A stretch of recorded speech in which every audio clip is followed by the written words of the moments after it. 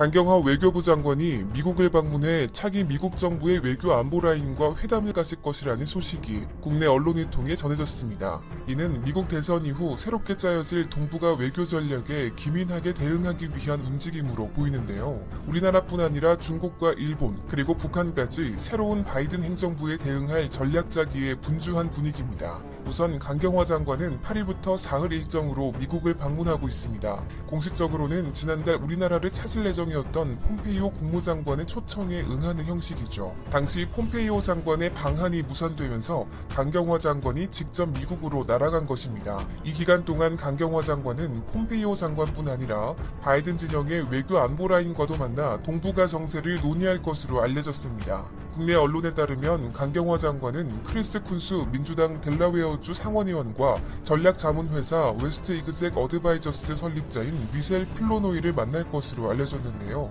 이 둘은 바이든 행정부에서 각각 초대 국무장관과 국방장관을 맡을 것이 유력시되는 인물들이죠. 사실 그동안 문재인 정부를 비판해온 국내 진영에서는 현 정권이 바이든 행정부와의 소통 채널이 없다는 지적을 줄곧 해왔습니다. 따라서 강경화 장관의 이번 행보는 국내 비판 여론을 의식한 행보로 풀이할 수도 있습니다. 실제로 앞서 지난 5일에도 강경화 장관은 비슷한 맥락의 발언을 한 적이 있는데요. 당시 강 장관은 바이든 후보가 당선되든 트럼프 대통령이 연임하든 지금까지 우리가 유지해왔던 소통 채널들이 있다고 말했던 것입니다. 또한 최근 여권에서도 비슷한 목소리가 잇따라 나오고 있죠. 바로 홍익표 더불어민주당 의원이 최근 한 언론을 통해 바이든이 대통령이 됐을 경우 그 행정부에서 중요한 일을 할 수 있는 사람과의 인맥관계가 현재 다양하게 형성돼 있다면서 소통에 큰 문제가 없다고 자신있게 밝힌 것인데요. 이렇게 우리 정부가 바이든 행정부 출범에 발빠르게 움직이는 이유는 미국의 대북 전략 변화에 대처하기 위해서입니다. 현재 우리 정부의 공식적인 입장은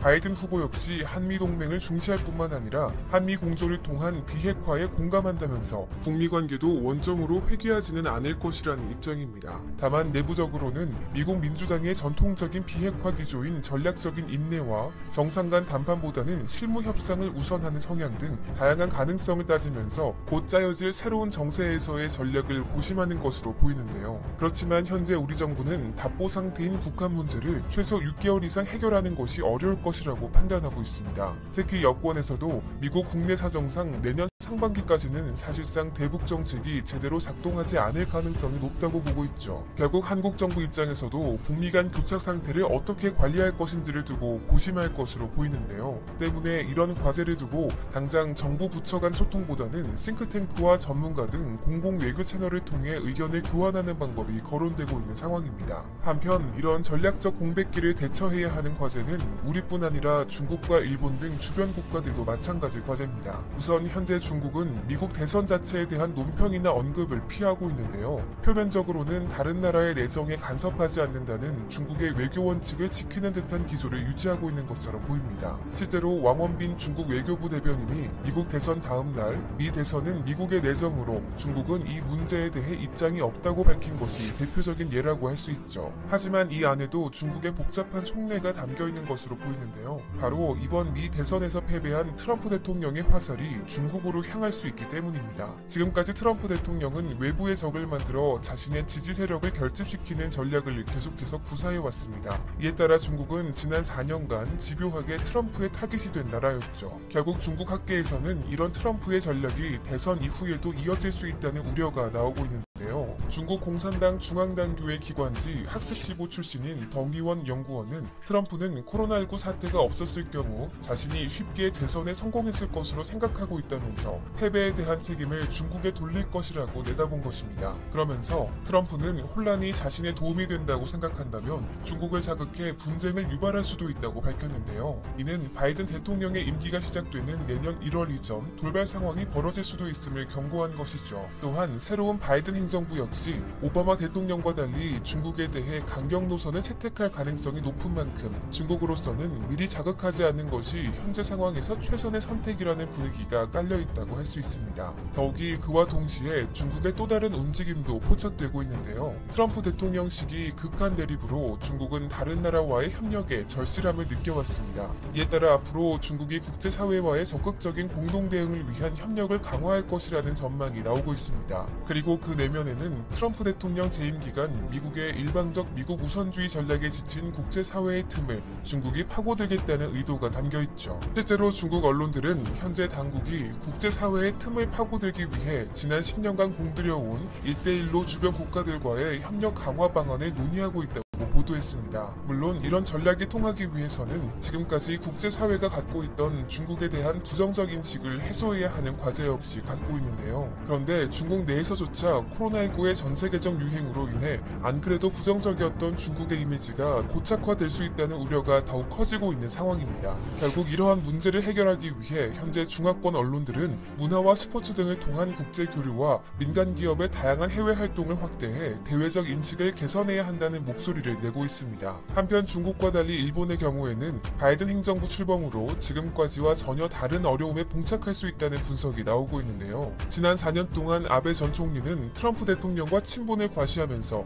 미국과 일본의 관계가 매우 좋은 것처럼 보이도록 착시 효과를 가져왔습니다. 하지만 아베 총리의 개인적인 친분과는 다르게 일본은 주일 미군 방위비를 4배 가까이 인상하면서 미일 관계가 속빈 강정이라는 비판을 줄곧 받아왔죠. 이런 상황을 고스란히 물려받은 스가 총리는 아베의 외교적 유산이라고 할 수 있는 미국 대통령과의 친분마저 새롭게 다져야 하는 상황을 맞게 된 것입니다. 또한 현재 스가 총리의 당면 과제 중 하나는 북한의 위협으로부터 자국민의 걱정을 덜어주는 것이라고 할 수 있는데요. 북한의 위협이 곧 자신의 지지도 하락으로 이어질 것이라는 것을 알고 있기 때문입니다. 이에 대해 외교 전문가들도 바이든 행정부 출범 이후 당분간 이어질 것으로 보이는 북미 교착 기간 동안 북한의 미사일 발사와 같은 도발 행위가 나오게 되면 자국민의 불안이 곧 지지도 하락으로 직결될 수 있다는 예상을 내놓고 있습니다. 게다가 일본 내부에서도 당장 북한의 도발을 막기 위해 손을 내밀 수 있는 주변 국가들이 마땅치 않은 상황이죠. 이런 상황 때문에 현재 일본에서는 북한의 도발을 억제하는 동시에 대중국 견제 공동대응을 위해 어쩔 수 없이 한국과의 협력이 필요하다는 의견이 나오고 있는 것으로 전해졌는데요. 실제로 관련 전문가들은 한일 신경전에서 은근히 일본 편에 들어줬던 트럼프 대통령이 없는 상황에서 일본이 선제적으로 한국에 손을 내밀 수밖에 없을 것이라고 전망하고 있습니다. 한마디로 바이든 행정부의 본격적인 외교안보 전략이 궤도에 오르기 전까지 마땅한 전략이 없는 일본으로서는 발등에 불이 떨어진 상황이라고 할 수 있죠. 한편 미국의 새로운 외교 노선이 가장 궁금한 나라는 역시 북한일 텐데요. 우리나라를 포함해 북한 또한 바이든의 대북 정책을 쉽게 예단하기 어려운 이유는 그가 민주당 소속이면서도 개인적으로 강경한 어조로 북한을 비난해왔기 때문입니다. 사실 바이든은 김대중과 노무현 대통령 재임 시절인 2000년대 초반까지만 해도 대북 포용 정책을 지지해온 것으로 알려져 있습니다. 국내 언론에 따르면 바이든은 2004년 상원의원 시절 미국 정부를 설득해 뉴욕시 반경 25마일 밖 여행이 금지돼 있었던 한석열 당시 유엔 주재 북한 대표부 차석 대사의 워싱턴 방문을 성사시켰고 그의 수석 보좌관이었던 프랭크 자누지 현 매스필드 재단 대표가 여러 번 방북해 북한의 김계관 당시 외무성 부상과 면담할 정도로 북한과의 관계 개선을 적극 추진했었죠. 따라서 오롯이 과거 전례로만 볼 때 북한 입장에서는 미국 민주당 집권 시기 상황에 따른 대미 외교 전략을 효과적으로 구사해왔다고 볼 수 있습니다. 특히 클린턴 전 대통령과 오바마 전 대통령 등 민주당 집권 시기 국제사회의 핵사찰 수용과 육자회담 참여 등 온건 전략을 사용하는 듯하면서 핵개발을 완성했기 때문에 미국을 기만해온 나름의 성과가 있었다고 할 수 있는데요. 하지만 북한의 이런 앞뒤가 다른 행보는 결국엔 핵개발 완성 선언과 미사일 도발로까지 이어졌고 결과적으로 오바마 행정부 시절 바이든의 대북과는 대북 포용 정책에서 강경 노선으로 바뀌게 되었습니다. 실제로 지난달 22일 미국 대선 마지막 TV 토론에서 북한 김정은 국무위원장을 폭력배라고 부른 것이 현재 바이든의 대북관을 단적으로 보여주는 예라고 할 수 있죠. 이에 대해서 한 미국의 전직 고위 외교관도 6번이나 핵실험을 한 독재자 김정은에 대한 바이든의 인식이라며 폭력배라는 표현이 바이든 행정부의 대북 기조가 될 것이라는 분석을 내놓고 있습니다. 그렇다면 미국의 변화에 대해 북한은 어떤 계획을 갖고 있을까요? 일단 대선 직전까지 북한은 트럼프 대통령 재선을 염두에 둔 것으로 보이는 행보를 이어왔습니다. 바로 김정은 위원장이 지난달 트럼프 대통령의 코로나19 확진 소식에 친서를 보내 쾌유를 기원한 것인데요. 특히 이보다 앞선 7월에도 김여정 당 제1부부장의 대미 담화를 통해 김정은 위원장이 트럼프 대통령의 사업에서 반드시 좋은 성과가 있기를 기원한다는 자신의 인사를 전하라고 했다고 밝히기도 했습니다. 하지만 이후 북한은 미국 대통령 선거 당일인 3일까지 미국에 대한 메시지를 일절 내놓지 않았습니다. 미각에서는 이러한 북한의 행보에 대해 일단 겉으로는 침묵을 지키고 있지만 선거 결과에 따른 대미 전략 수립에 집중하고 있을 것이라는 관측을 내놓고 있는데요. 이에 대해 북한 외교관 출신인 국민의힘 태영호 의원도 자신의 소셜미디어에 북한이 바이든 후보의 폭력배 발언과 같은 비난에도 아무런 반응을 하지 않는 것을 두고 지난해 11월에는 바이든이 같은 발언을 하자 조선중앙통신이 미친 개는 한시 앞비 몽둥이로 때려잡아야 한다고 맹비난한 것과 대조된다고 언급한 바 있습니다.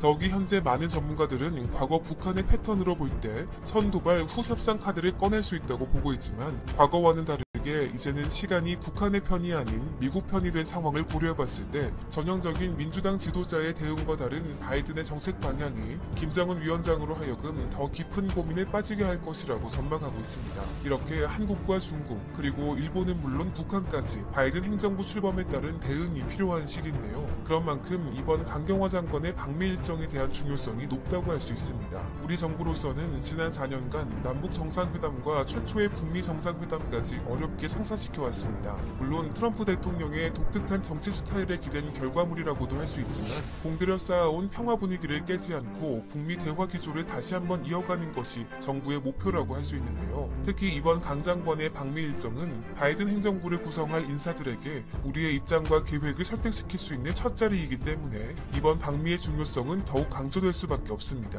게다가 중국과 일본의 관계에서 한국이 먼저 유리한 고지를 선점하기 위해 새로운 미국 정부와 소통하고 있다는 점을 두 나라에게 보여주는 것도 굉장히 중요한 요소라고 할 수 있죠. 지금까지 어느 정도 예상 가능했던 민주당 정권의 행보와는 같은 듯 다른 바이든 행정부 정책 기조가 중국과 일본 그리고 북한까지 맞물린 우리의 행보에 긍정적으로 작용하길 희망하면서 오늘 영상은 여기에서 마치겠습니다. 시청해주신 분들 모두 감사드립니다.